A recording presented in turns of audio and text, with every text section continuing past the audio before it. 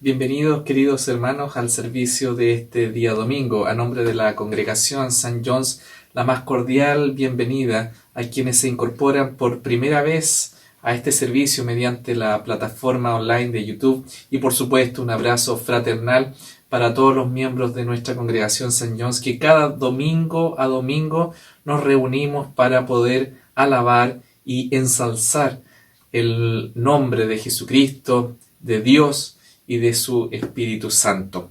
Nos reunimos, queridos hermanos, porque es un mandato, así lo dice la palabra de Dios. Nos reunimos cada domingo porque somos una iglesia viva, una iglesia centrada en Cristo, y porque es necesario congregarnos para aprender más de la palabra de Dios, porque es necesario orar en comunidad, porque es necesario que nos apoyemos y nos fortalezcamos en el amor de Dios a través de Cristo. Por eso, cada domingo, queridos hermanos, nos reunimos para poder celebrar a Cristo en nuestro servicio.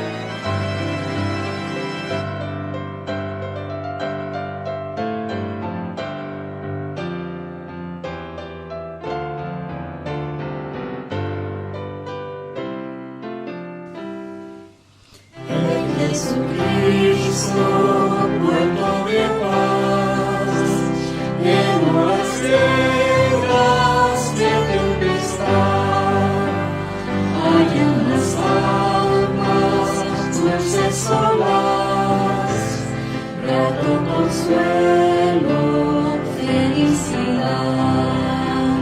Gloria cantemos al Redentor, quien por nosotros quiso morir, y que la gracia del Salvador siempre dirija nuestro vivir.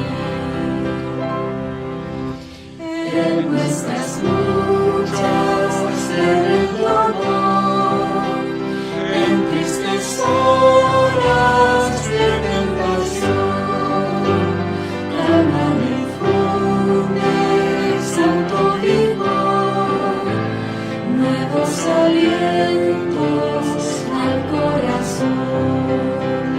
Gloria cantemos al Redentor, quien por nosotros quiso morir, y que la gracia del Salvador siempre dirija nuestro vivir. Cuando en la prueba falta la fe y el alma desfallecer, Cristo le dice: yo te daré gracia divina, santo poder. Gloria cantemos al Redentor, quien por nosotros quiso morir, y de la gracia del Salvador siempre dirija nuestro vivir.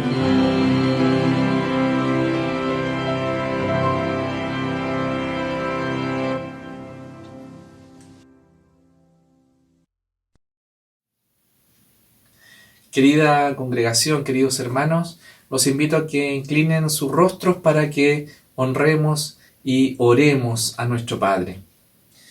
Dios Padre Celestial, Padre Omnipotente, Creador del cielo y de la tierra, Tú que eres el Alfa y el Omega, el principio y el final. Te damos gracias por poder estar hoy día reunidos ante tu presencia, poder alabarte, poder vivir en Cristo todo lo que tú nos das, todo lo que nos entregas. Y por eso mismo, querido Padre, el servicio de hoy día, las canciones, el sermón, las oraciones, todo lo que se reúne en esta mañana te lo entregamos a ti, Dios Padre amado, a través de tu Hijo Jesucristo. Amén. Querida congregación, habló Dios todas estas cosas diciendo: Yo soy el Señor tu Dios. Repitamos todos juntos: No tendrás dioses ajenos delante de mí. No te harás imágenes para adorarlas, porque yo soy el Señor tu Dios, fuerte y celoso. No tomarás el nombre de tu Dios en vano. Acuérdate del día de reposo para santificarlo. Trabajarás 6 días y harás toda tu obra, pero el día séptimo es de reposo en honor del Señor tu Dios. Honrarás a tu padre y a tu madre. No matarás. No cometerás adulterio. No robarás. No hablarás contra tu prójimo falso testimonio. No codiciarás. Ten misericordia de nosotros, oh Señor, y graba todos estos mandamientos en nuestros corazones por tu Espíritu Santo. Amén. La primera lectura se encuentra en el Salmo 50. Habla el Señor, el Dios de los dioses. Convoca a la tierra de oriente a occidente. Dios resplandece desde Sión, la ciudad bella y perfecta. Nuestro Dios viene, pero no en silencio. Lo precede un fuego que todo lo destruye y en torno suyo ruge la tormenta. Dios convoca a los cielos y a la tierra para que presencien el juicio de su pueblo. Reúnanme a los consagrados, a los que pactaron conmigo mediante un sacrificio. El cielo proclama la justicia divina. Dios mío es el juez. Escucha, pueblo mío, que voy a hablar. Israel, voy a testificar contra ti. Yo soy tu Dios, el único Dios. No te reprendo por tus sacrificios ni por tus holocaustos, que siempre me ofreces. No necesito becerros de tu establo, ni machos cabríos de tus apriscos, pues míos son los animales del bosque, y mío también es el ganado de los cerros. Conozco a las aves de las alturas, todas las bestias del campo son mías. Si yo tuviera hambre, no te lo diría, pues mío es el mundo y todo lo que contiene. ¿Acaso me alimento con carne de toros o con sangre de machos cabríos? Ofrece a Dios tu gratitud, cumple tus promesas al Altísimo, invócame en el día de la angustia. Yo te libraré y tú me honrarás. Pero Dios le dice al malvado: ¿qué derecho tienes tú de recitar mis leyes o de mencionar mi pacto con tus labios? Mi instrucción la aborreces, mis palabras las desechas. Ves a un ladrón y lo acompañas, con los adúlteros te identificas. Para lo malo das rienda suelta a tu boca, tu lengua está siempre dispuesta al engaño. Tienes por costumbre hablar contra tu prójimo y aún calumnias a tu propio hermano. Has hecho todo esto y he guardado silencio. ¿Acaso piensas que soy como tú? Pero ahora voy a reprenderte, cara a cara voy a denunciarte. Ustedes que se olvidan de Dios, consideren lo que he dicho, de lo contrario los haré pedazos y no habrá nadie que los salve. Quien me ofrece su gratitud me honra, al que enmiende su conducta le mostraré mi salvación. Hermanos, esta es palabra de Dios. Querida congregación, repitamos todos juntos: Omnipotente Dios, Creador de todas las cosas y juez de cada hombre, nosotros confesamos delante de ti el mal que hemos cometido y reconocemos que no hemos cumplido con el bien que debiéramos. Hemos pecado por pensamiento, palabra y obra. Padre Celestial, ten misericordia de nosotros, porque merecemos tu ira y condenación. Nos arrepentimos de todas nuestras maldades y te pedimos tu perdón mediante Jesucristo nuestro Señor. Amén.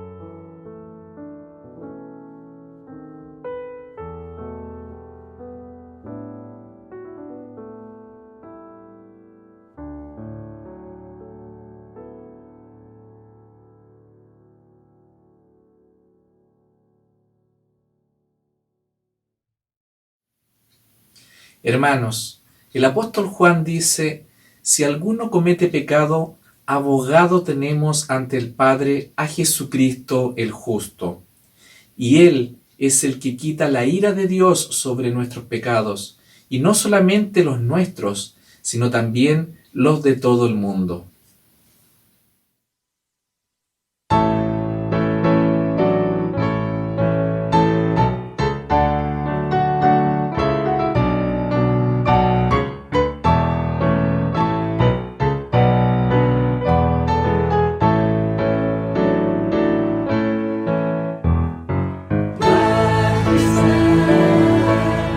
Gloria a su majestad,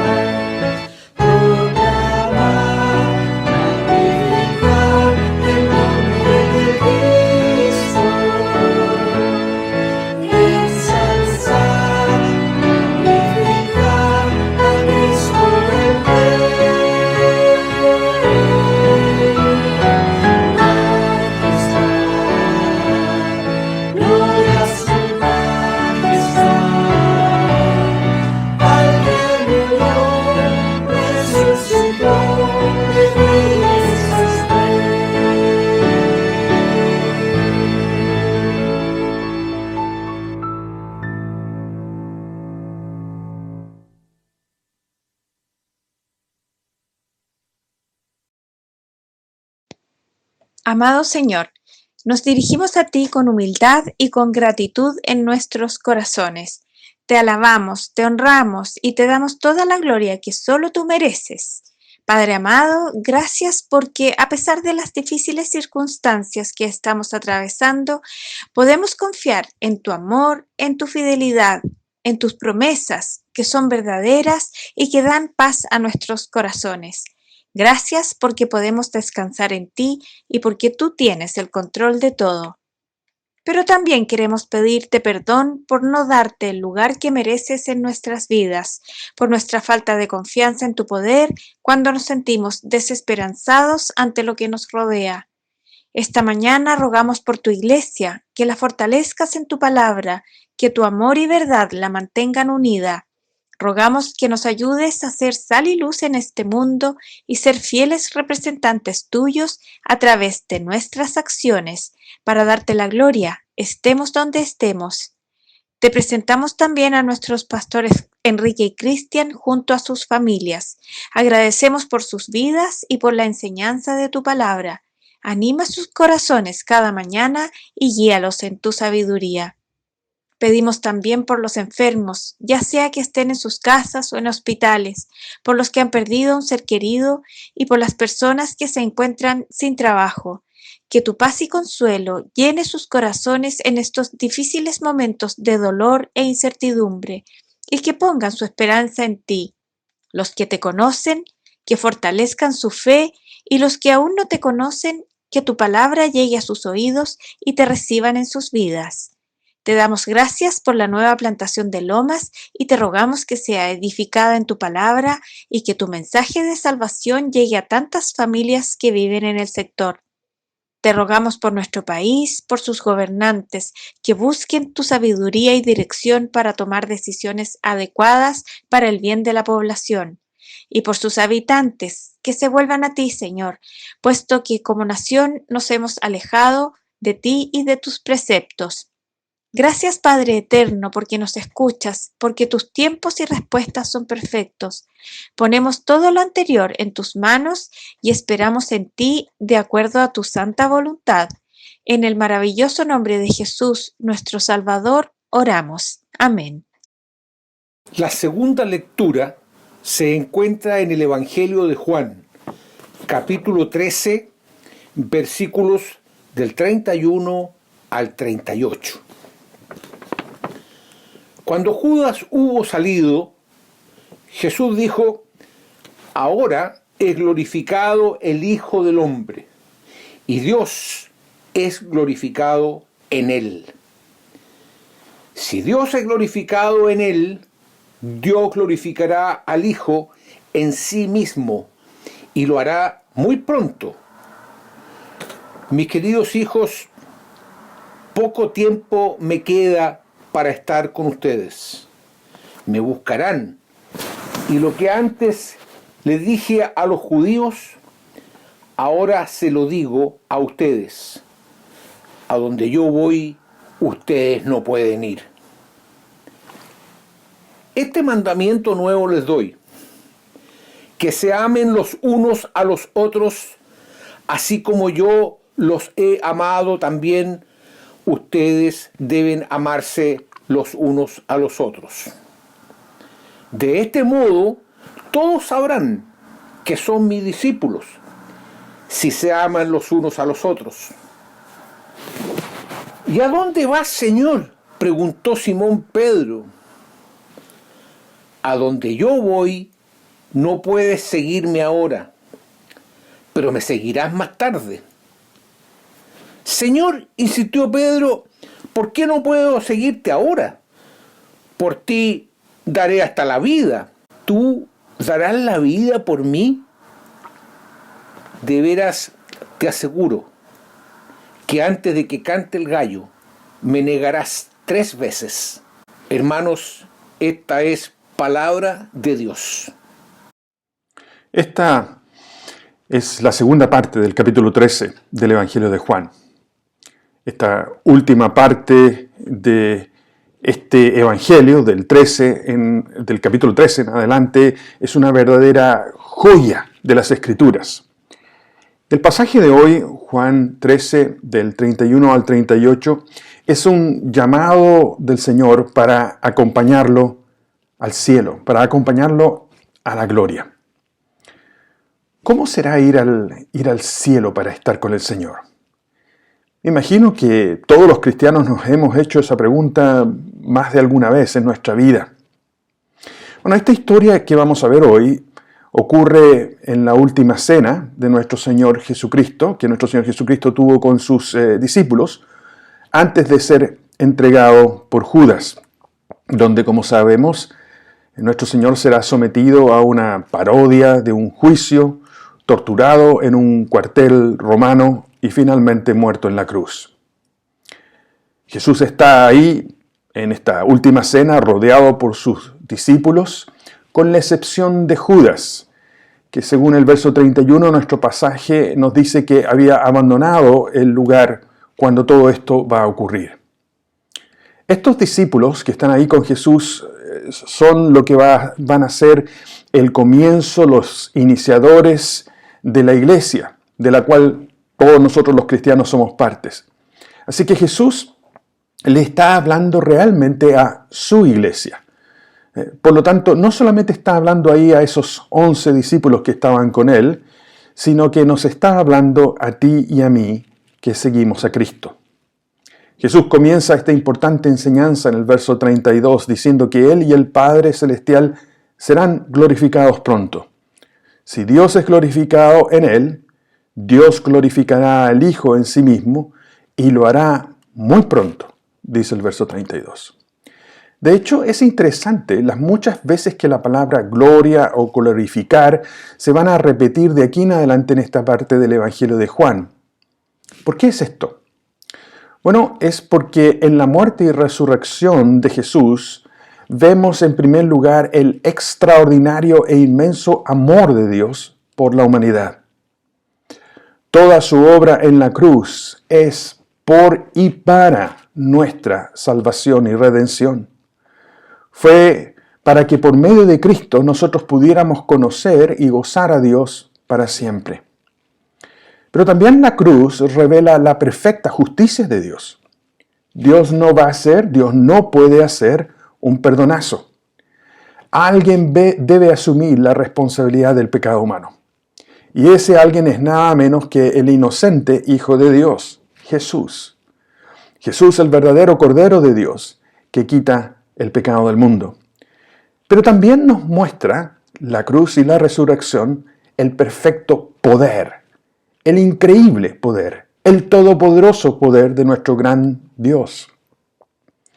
Él, Jesús, es el único que es perfectamente capaz de vencer el pecado humano, el único que es capaz efectivamente de vencer el poder de la muerte, porque en Cristo hay resurrección. Es el único que es capaz de vencer los poderes de Satanás, los cuales son totalmente derrotados en la cruz y la resurrección.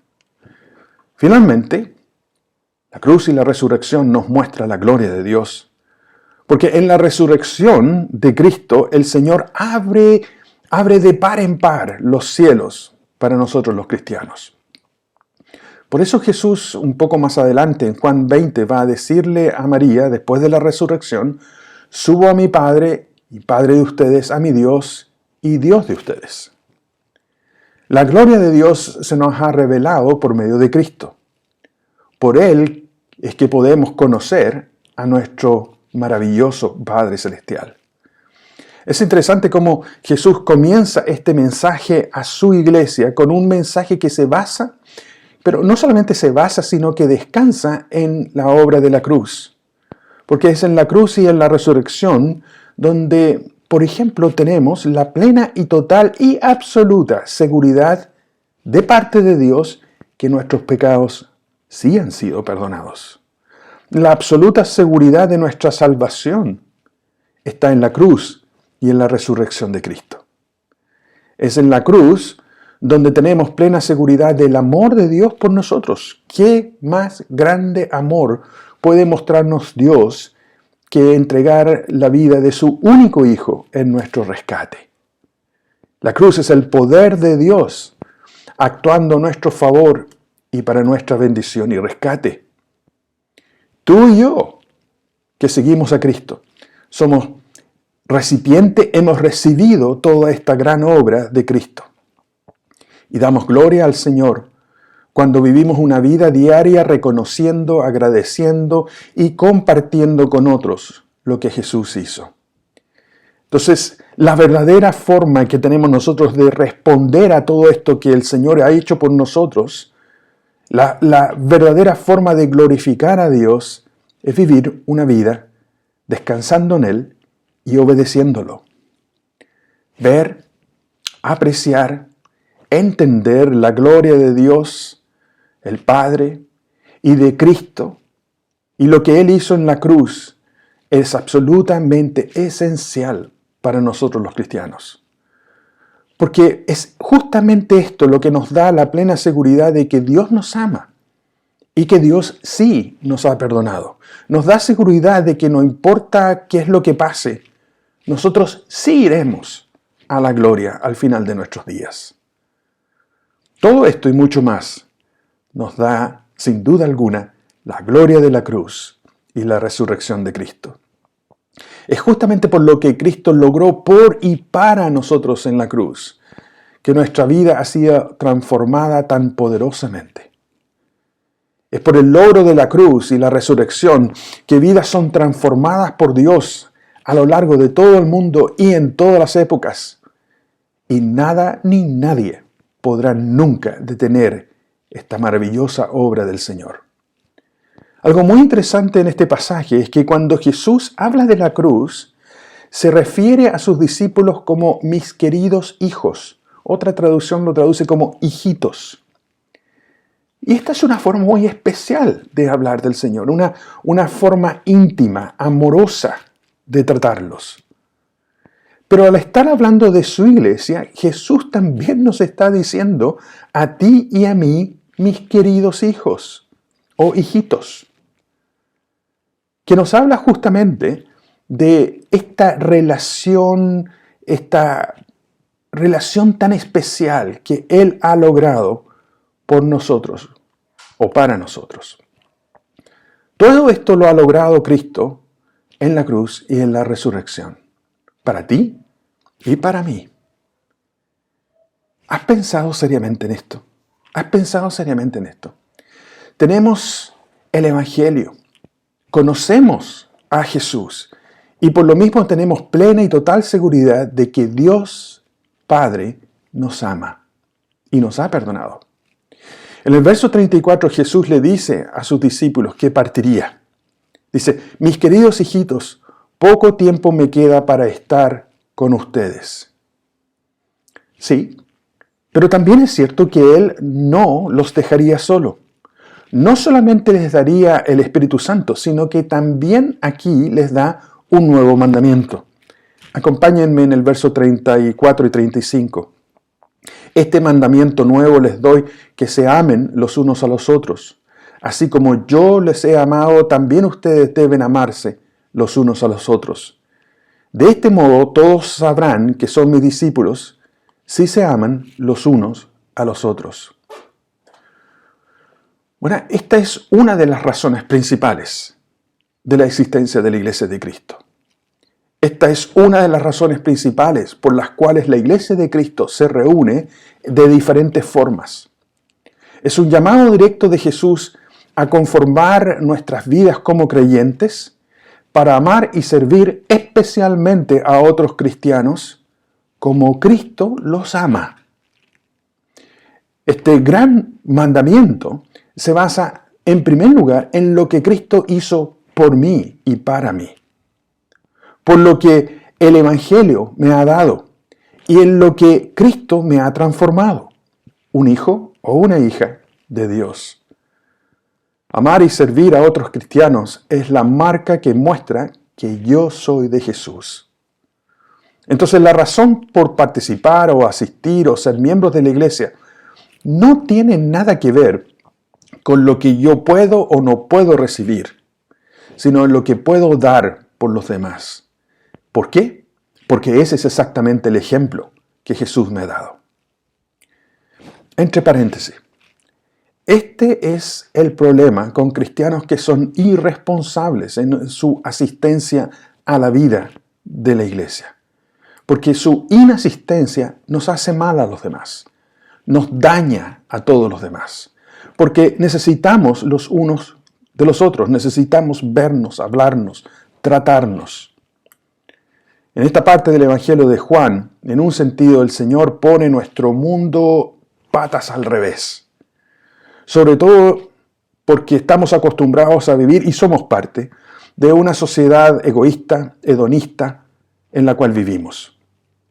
Porque lo que nos hace preguntar, por ejemplo, cuando termina un tradicional servicio dominical, como lo vamos a tener más adelante y como lo tuvimos antes, pero nos hace preguntarnos en las reuniones en las cuales estamos, ¿de qué manera pude servir, ayudar, consolar, animar a alguien hoy día en esta reunión en la cual participé?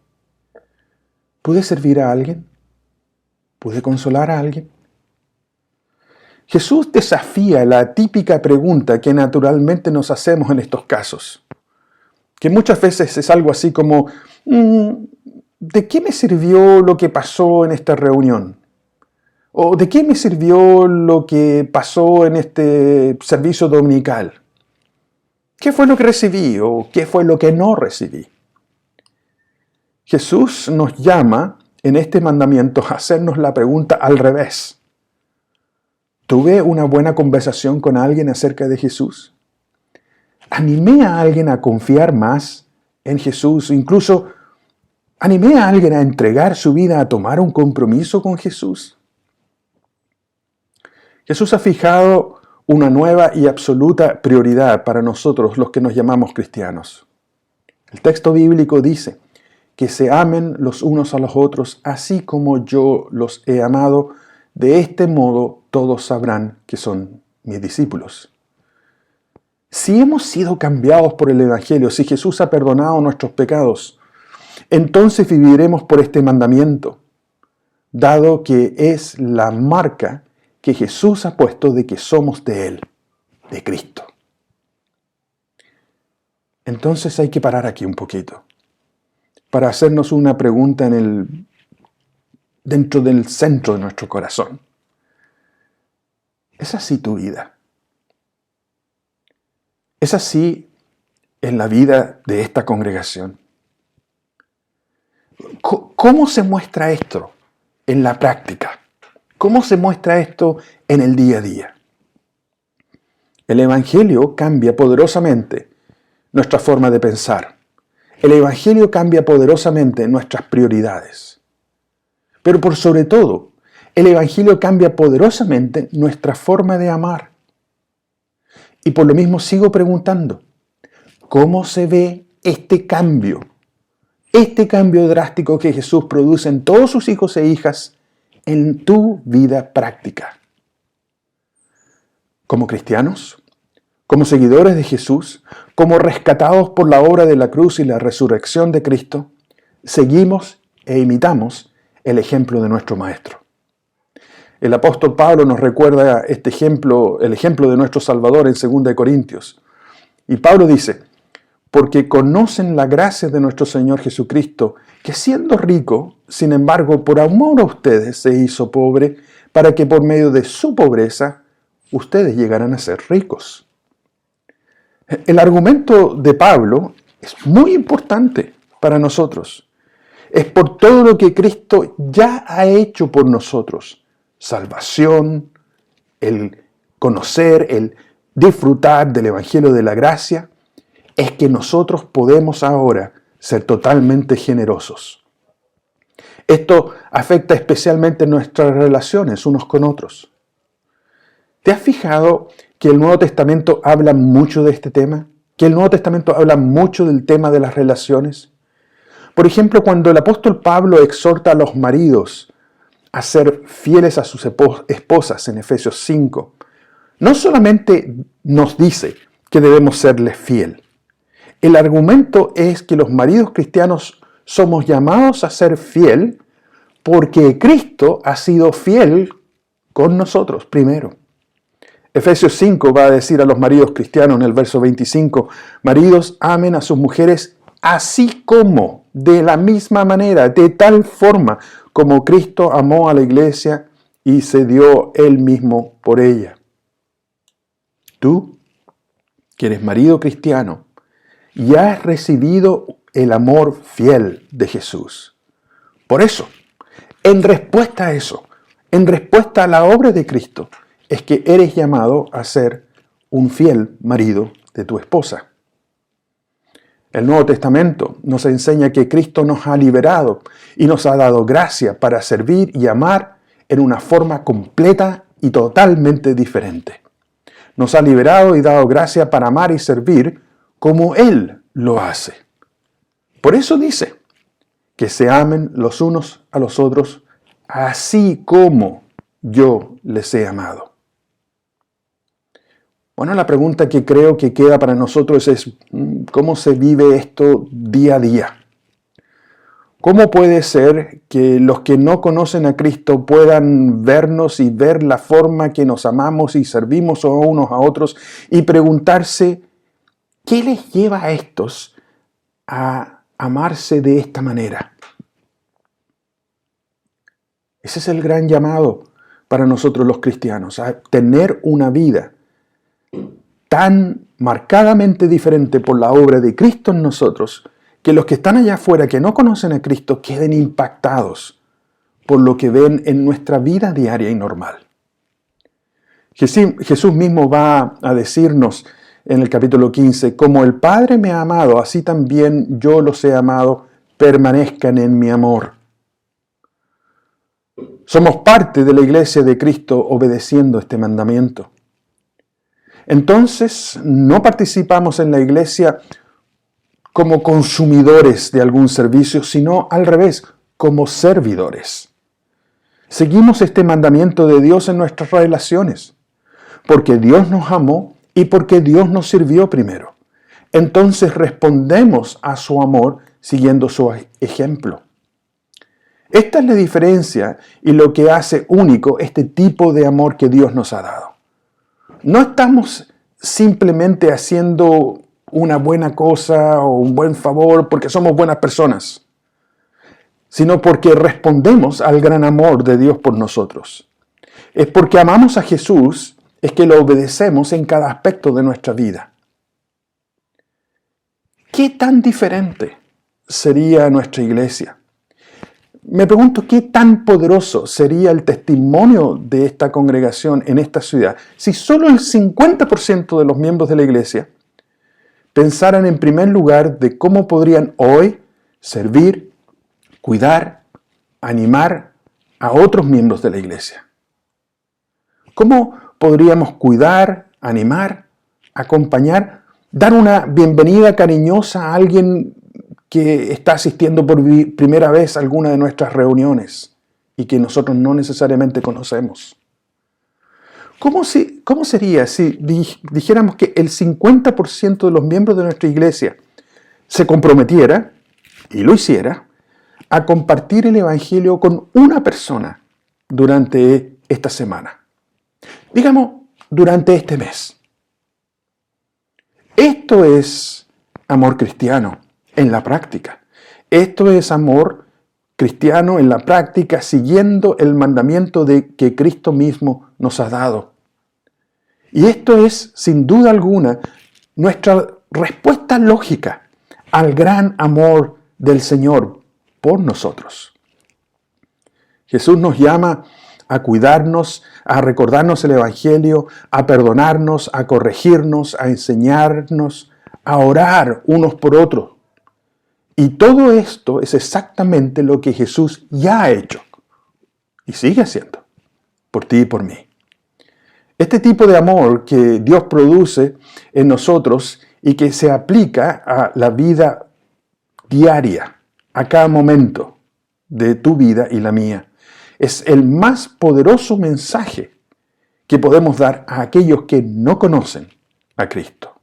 Es un poderoso mensaje que apunta al que produce todos estos cambios en nuestro corazón. Jesús, es el que está haciendo eso en nuestra vida. Jesús es el que nos anima, el que nos lleva a vivir de esta forma, a amar de esta forma, a servir de esta forma, a cuidar de esta forma. Por eso el Señor dice en el verso 34, de este modo, todos sabrán que son mis discípulos si se aman los unos a los otros. La verdad es que no importa si una persona es agnóstica o atea o lo que sea. Todos los seres humanos podemos reconocer el verdadero amor cuando lo vemos en otro. Entonces nosotros los cristianos hemos sido liberados por nuestro Señor para obedecerlo, amándonos y sirviéndonos unos a otros según este mandamiento, según la voluntad de Cristo.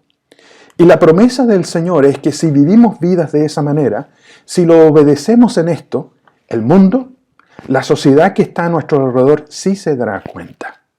Se dará cuenta de que tú de verdad amas y conoces a Jesús.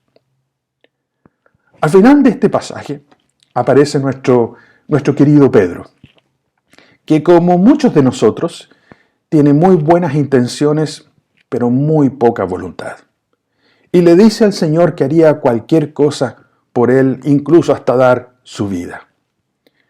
Jesús le responde cariñosamente que la verdad será un fracaso. Verso 38. ¿Tú darás la vida por mí? De veras te aseguro que antes de que cante el gallo, me negarás 3 veces. Pedro tenía que experimentar primero el poder de la cruz. Pedro tenía que experimentar primero el poder de la cruz y de la resurrección antes de vivir en obediencia a este gran mandamiento que Jesús le había dado. Y lo hará. Y lo hará después de la resurrección de nuestro Señor Jesucristo. Es interesante que Jesús no dice que somos sus discípulos porque conocemos a la perfección la doctrina cristiana. Jesús no dice aquí que somos sus discípulos porque asistimos a la iglesia regularmente, o porque apoyamos financieramente a la congregación, o porque éramos o fuimos miembros del liderazgo de la iglesia, o porque participamos activamente en la ayuda social de la iglesia, o cantamos en el coro. Todas esas cosas son extremadamente importantes, buenas y necesarias. Sin embargo, Jesús definió a sus seguidores diciendo, este mandamiento nuevo les doy, que se amen los unos a los otros. Y aquí va la parte central de este mandamiento. Así como yo les he amado, también ustedes deben amarse los unos a los otros. El centro de este extraordinario y poderoso mensaje de Juan 13 es que somos llamados y liberados por el Señor para amar de esta manera. ¿Por qué? No por nuestras fuerzas, no por nuestras capacidades, no por nuestro ingenio o conocimiento, sino porque Jesús nos ha amado primero, sino porque Jesús ha hecho y está haciendo su obra poderosa en tu corazón y el mío, nosotros que decimos que seguimos a Cristo. Se nos ha liberado y se nos ha dado el poder para amarnos, cuidarnos, protegernos y guiarnos unos a otros. El resultado de vivir de esta manera producirá, según la palabra de Dios, un poderoso efecto en nuestra nación que tanto lo necesita. Verso 35 dice, de este modo todos sabrán que son mis discípulos si se aman los unos a los otros. Quiero terminar este mensaje con un teólogo y filósofo cristiano, Francis Schaeffer, quien al reflexionar en uno de sus libros acerca de Juan 13 hizo una importante pregunta. Una importante pregunta que me la he hecho yo mismo y quiero repetírsela a ustedes. Schaeffer dice, si alguien visitara tu iglesia, comprobaría, se daría cuenta, palparía este amor práctico al cual Jesús nos ha mandado. Si alguien visitara tu iglesia, comprobaría, palparía, se daría cuenta de este amor práctico del cual Jesús nos ha mandado. Qué buena pregunta. ¿Qué pregunta más crucial? ¿Cómo responderías tú a esta pregunta? Jesús dijo, este mandamiento nuevo les doy, que se amen los unos a los otros, así como yo los he amado. También ustedes deben amarse los unos a los otros. De este modo, todos sabrán que son mis discípulos, si se aman los unos a los otros. Amén.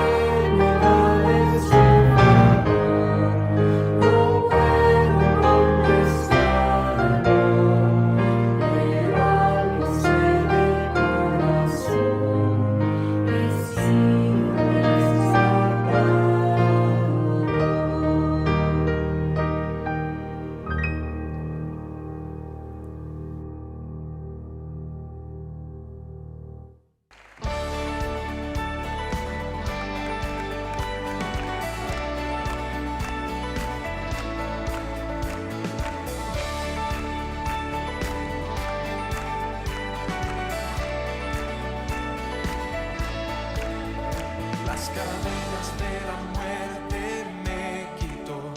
Para mí ya no hay condenación, hay libertad, libertad.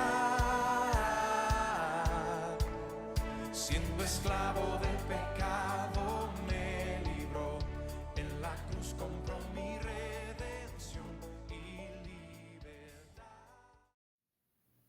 Queridos hermanos, hemos llegado ya al final de este servicio. Repitamos todos juntos. El mismo Jesucristo, Señor nuestro, y Dios nuestro Padre, el cual nos amó y nos dio consolación eterna y buena esperanza por gracia, conforte nuestros corazones y nos haga aptos en toda buena palabra, obra, ahora y siempre. Amén. Al Rey de los siglos, inmortal, invisible, al único y sabio Dios, sean el honor y la gloria por los siglos de los siglos. Amén. Hermanos, levántense, vamos a servir al Señor. Amén. Serviremos al Señor. Aleluya.